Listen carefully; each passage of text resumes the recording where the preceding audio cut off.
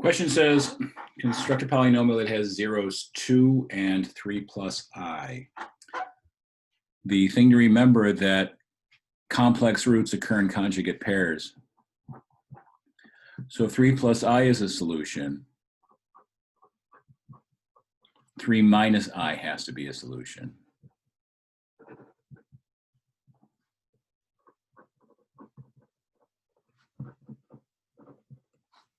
So what is my polynomial going to be? Well, 2 is a solution, so x equals 2 is a solution.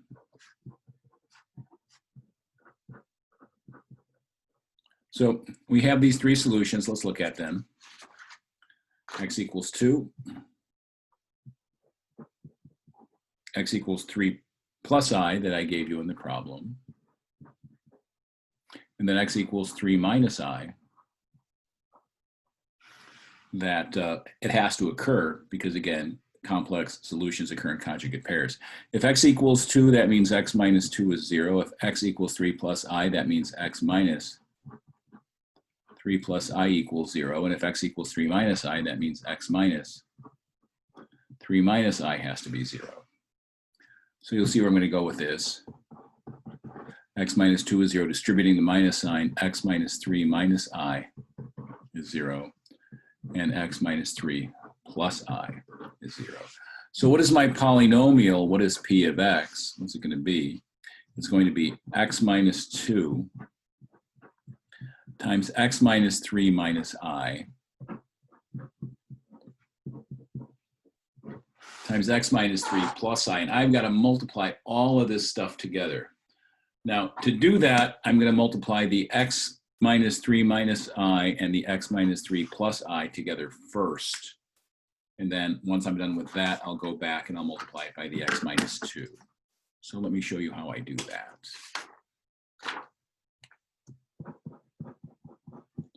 I use my multiplication box to keep everything straight.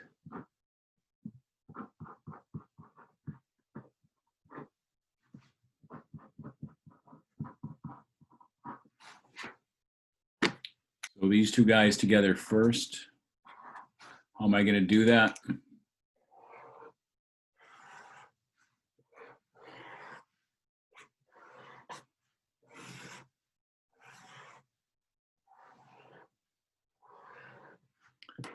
X minus 3 minus I, x minus 3 plus I. So what do I get? I get x times x is x squared.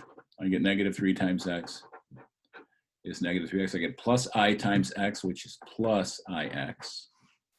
Negative 3 times x is negative 3x. Negative 3 times negative 3 is plus 9. Negative 3 times I is negative 3i. Negative I times x is negative ix. Negative 3 times negative I is plus 3i. Negative I times positive I is negative I squared, which is negative times negative 1, which is positive 1. Now, what do we see here? Well, ix and negative ix cancel. What else do we see here? We see 3i and negative 3i cancel. What else do we see here?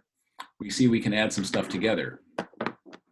So the result of this is x squared minus 3x and minus 3x would add up to minus 6x. Plus 9 and plus 1 adds up to plus 10. So what does my p of x become now? P of x becomes x minus 2 times x squared minus 6x plus 10. And I need to multiply that together, and I'm going to use a similar tool to make sense of that. So here we go. P of x equals x minus 2 times x squared minus 6x plus 10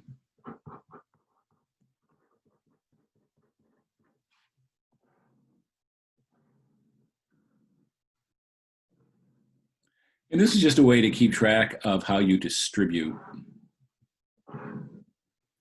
So we have x minus 2 here,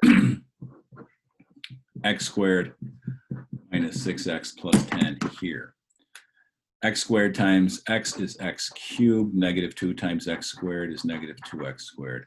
Negative 6x times x, negative 6x squared.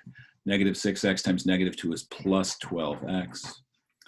X times 10 is plus 10x. 10 times negative 2 minus 20.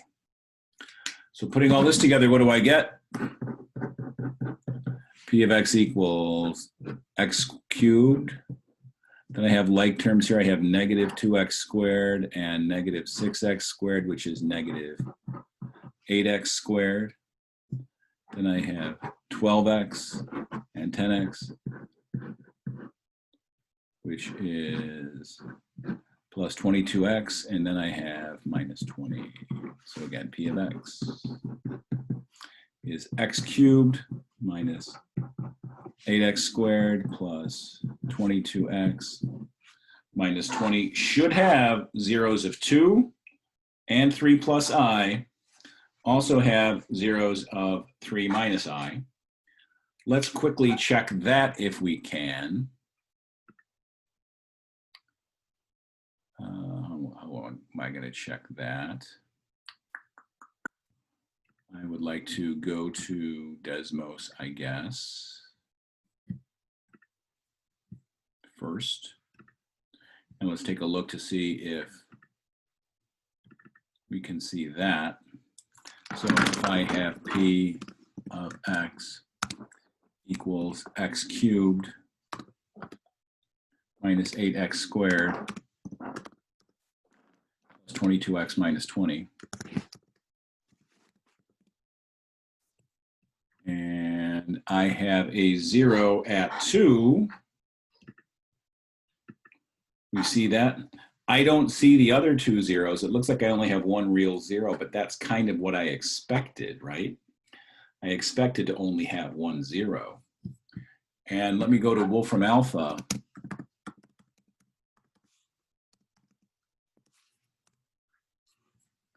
And see what I get. If I ask Wolfram Alpha to solve the question, x cubed minus 8x squared plus 22x minus 20 equals 0, fine. What answers do I get? What does Wolfram Alpha say? 2, 3 minus I, 3 plus I, and that's what we were going for, right? The question said 2 and 3 plus I, and of course, we get 3 minus I for free because conjugate pairs occur when we have complex solutions.